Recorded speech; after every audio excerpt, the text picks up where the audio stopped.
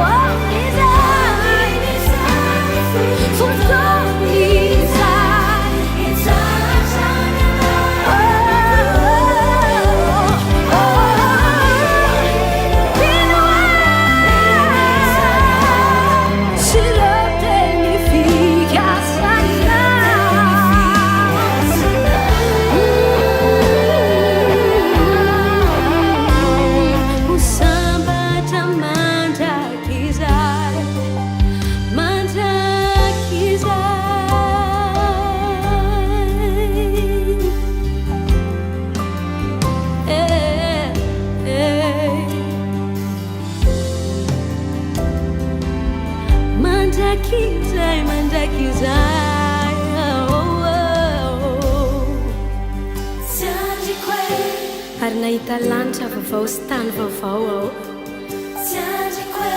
fa efa lasa ny zavatra taloha ary nahita aho fa nidina avy any an-danitra tanàna masina dia Jerosalema vaovao Jerosalema vaovao voahomana tahaka ny ampakarina eo any amin'ny vadiny izay maharesy no andova izany rehefa masoratra ao boky ny fiainana izay any zanak'ondry fa iseho eny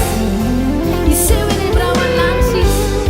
dia ho tahaka azy isika dia iseho amintsika amin'izay tena endry tokoa izy mifafanana na masina endry dia tsisy fahafatesana intsony na fahoriana na fanaintena na fitaraina fa efa lasa